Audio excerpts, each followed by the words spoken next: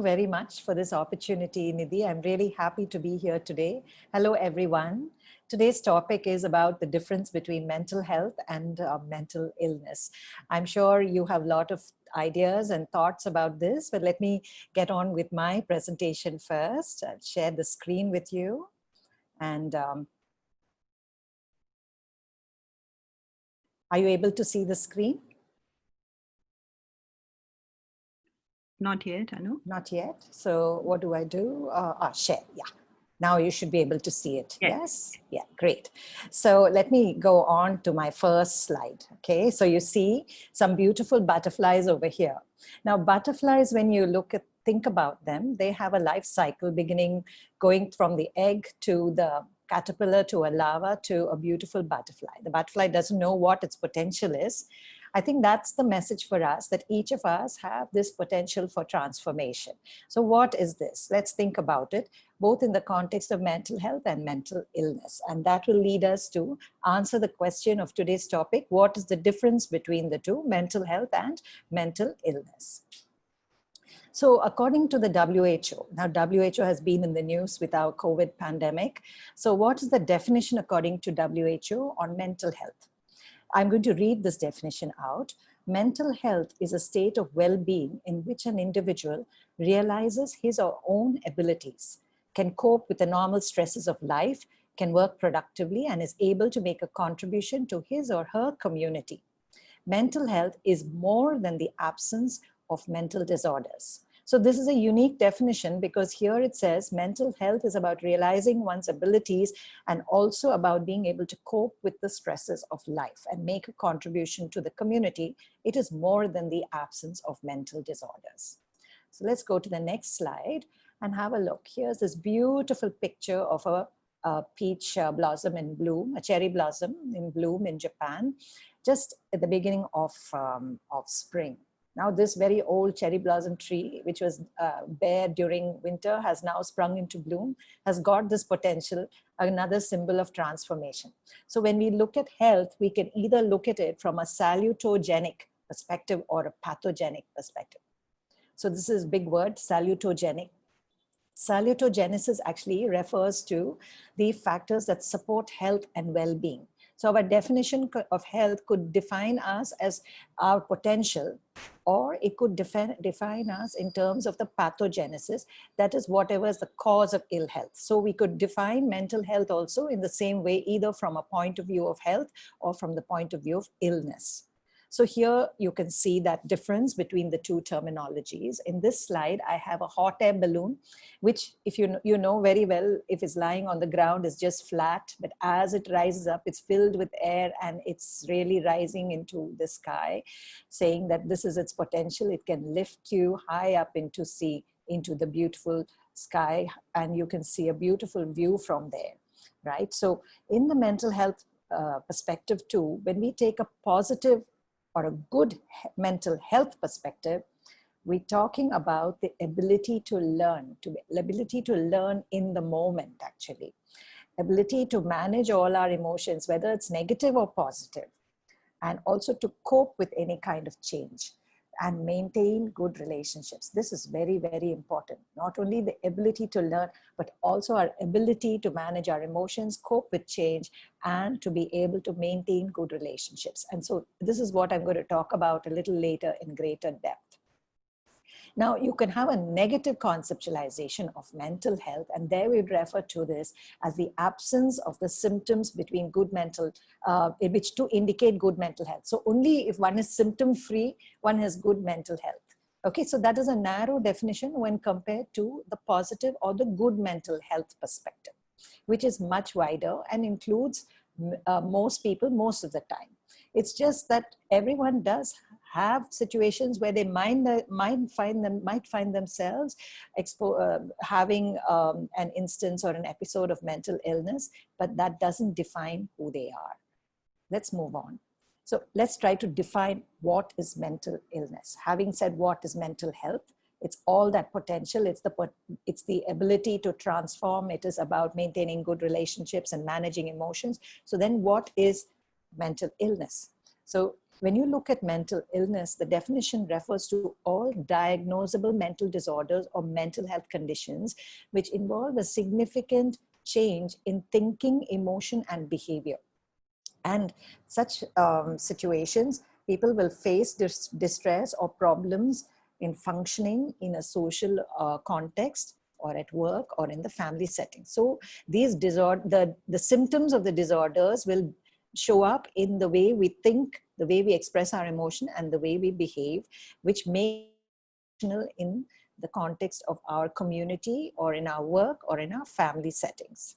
Okay, so this is a legal concept. Now, every country actually has got a legal framework which defines their mental health acts, which define what is mental illness, and it will define by terms of the law what are the legal provisions which are available to help somebody in need. And they would use a diagnostic classification. So the government healthcare system would use the diagnostic classification, which is now called the Diagnostic and Statistical Manual. We are using now the version 5 to decide whether somebody has got mental illness or not. Okay. So this brings me to bringing these two concepts together. What is mental health and what is mental illness? We talked about one being, salutogenic, the other being pathogenic. And when we bring these two ideas together, we have what is called a dual continuum model of mental health and illness, developed by Keyes and Lopez in 2002. It's a very interesting model. There are two aspects to it. There is a vertical line, and which explains the positive mental health dimension, or the continuum, which begins with flourishing and goes all the way to languishing, with the moderate in the center. And then there is a horizontal line which shows the signs of the presence of mental illness or the absence of symptoms. So when you talk about optimum functioning, there are high levels of emotional, psychological, and social well-being, and the absence of any current mental illness. So let us look at that diagram. So you see the diagram. You have the horizontal line depicting at the top, the vertical line depicting at the top high mental health, okay, which is flourishing. Flourishing is when something grows really rapidly, quickly progresses, thriving. And at the other end Anu, is you low. can please do the full screen for the PPT, please. Oh, okay. One second, I'll just get there. Yeah, sorry about that. I didn't realize it. Yeah. Is that okay? Yes. Okay, so we have the, at the upper end, we have high mental health, which is flourishing. And at the lower end of the vertical curriculum, you have low mental health, which is languishing, which is very slow, inability to thrive, sort of inactive. Somebody who is not really interested in doing, it's more of an attitudinal issue. Then you have on the horizontal axis, you've got on that continuum, high mental health on the extreme left, high mental illness on the extreme left, and you have low mental illness on the extreme right. So what you'll find is most of us are falling somewhere in the moderate, in the middle area. And you'll find that there is different quadrants. So you can have somebody, in my next slide, I can show you that. You can have somebody who may have poor mental health without a mental illness. You go back to this slide and have a look. That would be this one between, so you have poor mental, sorry, what was that I said? Yeah, you have poor mental health without a mental illness. So this is at this languishing section. So you have low mental health and low mental illness. So they're not mentally ill, just have a very negative attitude. You could have somebody who has got high mental health and low mental illness. This person is flourishing and thriving. They're doing very well. They're very active. They're enjoying their life. They're delighting in simple things. They've got a meaning and purpose to their life, right? And then on the other hand, you could have someone with high mental health and also high mental illness. Such a person also could be flourishing. When they're treated, they could be doing very well. So this is a unique model because you have these two continua interacting with each other. And then you have the fourth quadrant where you have people with high mental illness and low mental health. And that is where you find a very, that is a difficult situation. But we are talking really about a whole range, which is going from all the way 3/4 from low mental health all the way up to the other side, which is to high mental illness, who are maybe not being detected, who are just having a normal life and anybody else, and maybe it's just the quality of their life which has to be addressed. Okay, so let's move on to the next slide. So here are some examples that I have put out for you. So you see in the middle, you have somebody who's getting out from the chair with a backache. Now this person has got a bad back, is poor physical health, but is very irritated by the situation and at the same time feeling quite sorry for himself and unable to take decisions, what he has to do next, and he's unable to act. Here you find somebody who has got poor physical health, and poor mental health and no mental illness. So it's just the basic attitude towards how he feels about himself. On the extreme right, you have a girl sitting at a computer. Okay, she is working. Now, looking at her, she looks like anybody else, but she has got an attention deficit issue. When treated, she finds that she's thriving in the work that she does. She doesn't have to challenge herself to sit and do what she work at the computer because it's something she loves. So with her positive attitude, she is flourishing. So she is actually a person with high mental health, right? Because she is flourishing and she has low mental illness. So she's got something subliminal, but it's being treated and she is thriving in her situation. Now at the extreme left, you have somebody here, two girls dancing. One of them been diagnosed with depression. Now they are very happy at what they are doing. Now this girl, one of them is in a situation where she has high mental health, but very poor, she's got high mental illness as well. So high mental health and high mental illness. When treated, she is able to carry on with her life. Okay, so these are very interesting situations, the two extremes, because here you find that with the right kind of support, they are thriving, they are flourishing. Okay, so that, one second, I just want to go to the next slide. So what exactly is flourishing? Now, flourishing is a big area of research in positive psychology, which, as I told you in the previous lecture, is about 20 years old only. So there's a lot of work still being done. So it comprises all these various characteristics or attributes. One is being resilience. Resilience is the ability to cope with stress. It's the ability to bounce back. So a person's flourishing has the ability to cope and ability to bounce back. Positive emotions. Here it looks where I've listed happiness, optimism, and gratitude. Now, happiness can be something which is, long lasting, but it's also momentary.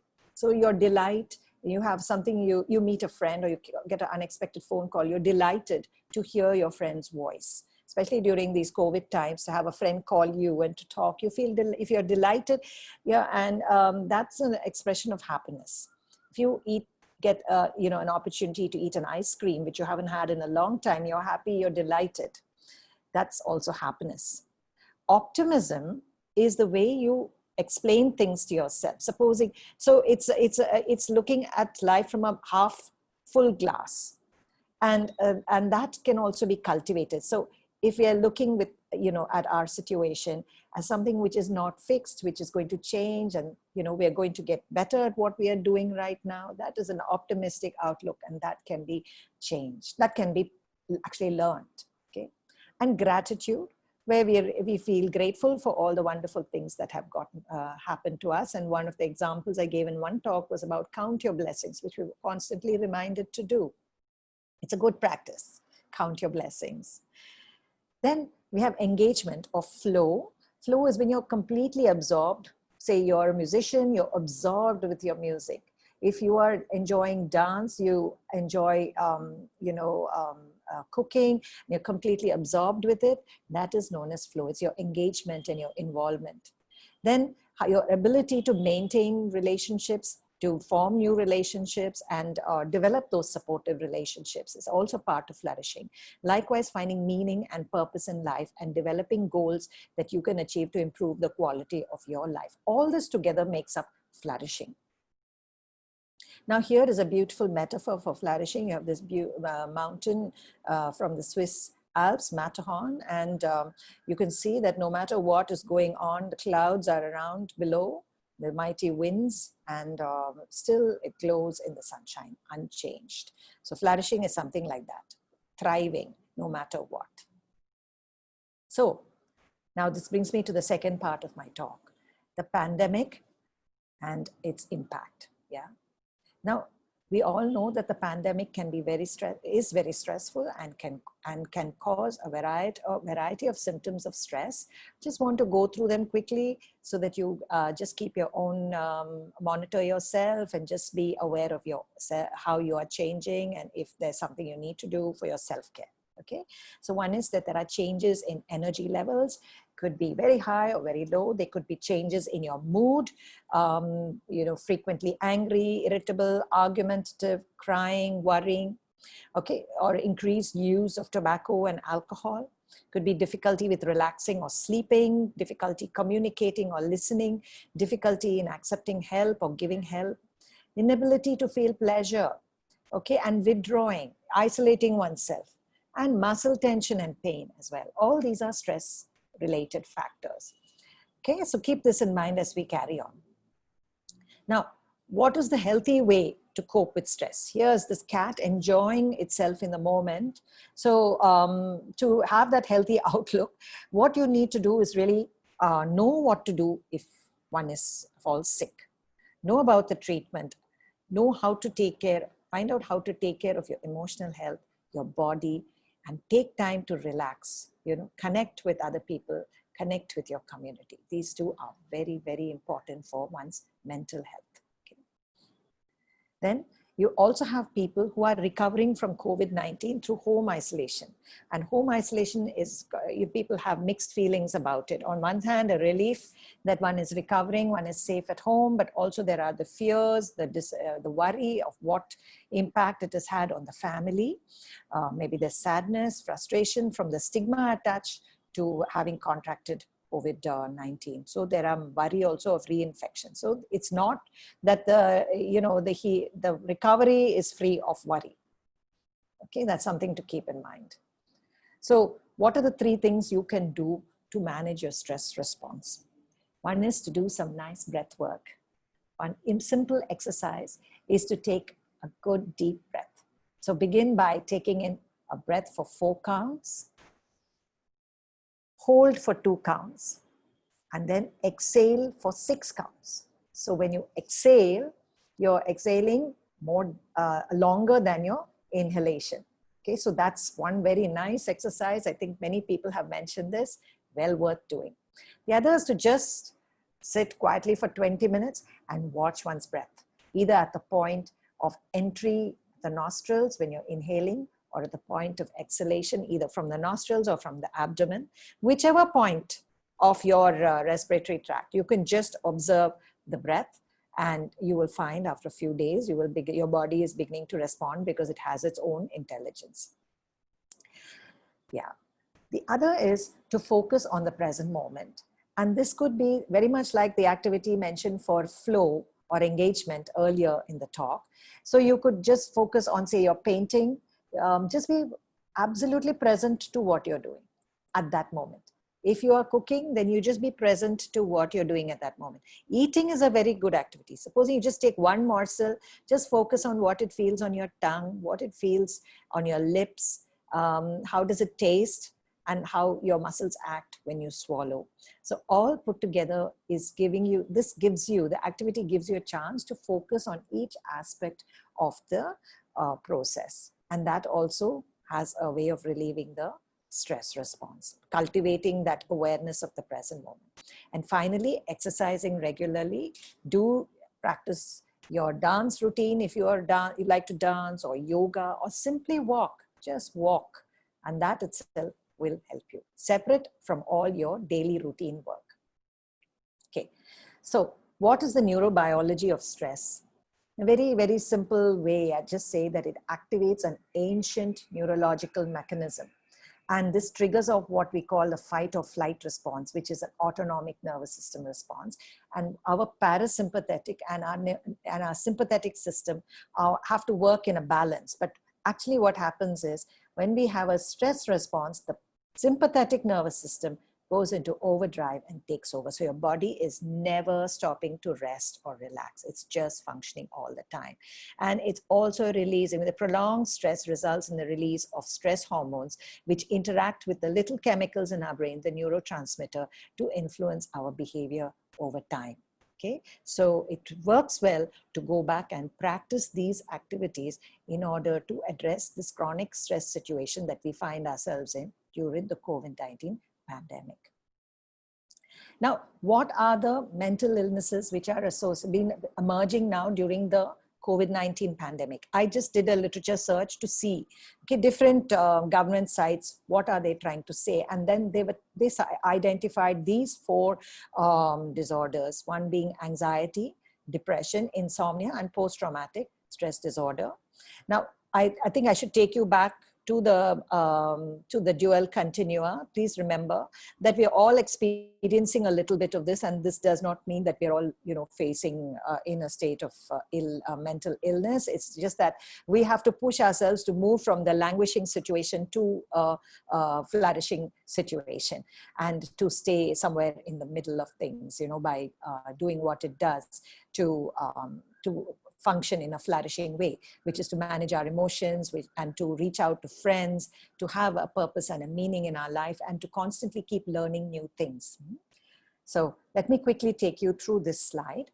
So anxiety is actually stress symptoms, the symptoms I mentioned earlier, and excessive worry which occur for more than 2 weeks. Like if it's over 2 weeks, every day from morning till evening, if it affects your social life, your home life and work life, then it'll be worthwhile to meet somebody who can help you. At least talk to a friend and say you're feeling like that. And then I'll tell you what you can possibly do. But first, let me just go through these different disorders which are being discussed. So depression, you have 5 or more symptoms which are relating to a depressed mood or a loss of pleasure. So depressed mood or loss of pleasure, okay, and delight. You just feeling, one feels like they want to be alone all the time by themselves, feeling teary. And this lasts for more than, the anxiety is for over 6 months. Anxiety is over 6 months, whereas depression is over 2 weeks. So this is the point that we are all talking about now, depression. If it lasts longer than 2 weeks and affects your social and your home life and your work life, then you need to, again, do something about it. Insomnia is when you're having sleep disturbances lasting more than 3 months. Now we have already into 4th month of this pandemic here. And finally, the post-traumatic stress disorder to do with sleep disturbances, nightmares. When one is confronted with a traumatic situation, you face sleep disturbances or nightmares or flashback after a traumatic experience. Okay, so so this is what we are reading about now in the paper, and it is good for us to just be aware of it and to help ourselves by working on the flourishing angle of our life. So let's go on. So important point I want to make is that, as I said, if any of these symptoms are persisting, the stress symptoms are persisting for a long period of time, they're worsening over the next few days, then do see a doctor. Okay, mental illness is treated by a psychiatrist and assisted by a clinical psychologist. Yeah, so, but I know that, that we may be living in places where there are no clinical psychologists or psychiatrists handy. But it's an important point is to create the psychosocial support with friends and family and community. So what is psychosocial support? It's basically a circle of support around yourself. People around you who you feel comfortable with and who you think you can confide in and talk about your problems, and who will be able to help you in case you have a crisis of any kind. Yeah. So so a combination of using, developing your psychosocial support and also seeking medical help, because at the end of the day, don't forget, we talked about the interaction between the hormones and the little chemicals in the brain, the neurotransmitters, and prolonged stress. So it will help to actually talk to your physician or your general GP or general practitioner, in case you're not able to get out of the situation that you are finding yourself in. Okay, but remember that the psychosocial support is also very, very important, and you are in a place where you can develop this. One of the things to do is to break the stigma about mental illness, raise awareness that all of us have our own lives. Just like we talked about those 4 examples, the dancer was flourishing even though she was facing depression. The the child who was working on the young woman who was working on the computer was also thriving, even though she needed some support. Okay, person who was not thriving was the one who was not seeking help. The other is to share information. Whatever you know, please share with your friends and your relatives. Build trust and confidence with respectful through a respectful dialogue. Okay, build up confidence. If you want to reach out to somebody and talk to them, you have to build up their trust and confidence. I don't think you can just bounce up to them and say, I want to talk to you about depression. I don't think they'll want to discuss, because there's so much of stigma attached to it. But to build a relationship and through a dialogue, base your conversations with the person, base your conversations on the person's concerns, not on what you think is what they need. Try to listen carefully to what they have to say, and develop it from there. Create a circle of support with friends, NGOs and community. They may have resources that can support you as well. And try to establish for this person, if it is your relative or friend, try to help them to get engaged in the home activity and community activities and participate regularly and set a routine and purpose for the day, because nothing better than social interaction for dealing with mental illness. Contrary to what we think such a person actually gets isolated. What we need to do is use the social interaction, because the little neurotransmitters in the brain get released because of the social interaction. Yes, and nothing better than to meet together and interact together and be together in a happy situation of of life. But we are not able to do that in COVID-19 pandemic situation. So at least let us do it on Zoom or on the phone call or on WhatsApp, but stay connected with your friends and family and community.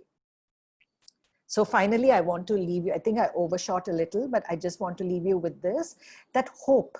Hope is a very important concept in positive psychology. It is a deliberate way of thinking and can be learned, okay? So ask yourself, what is my goal? What is my pathway?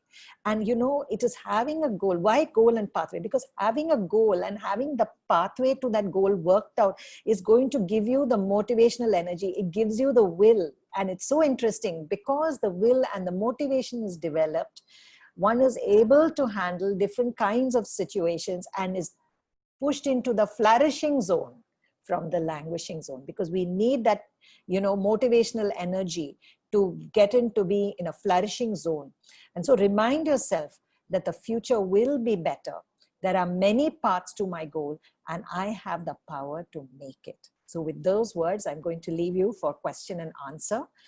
These are my references, and this is my all pictures and flowers, whatever these are my own, except for that one circle. So enjoy them. Okay, thank you. So I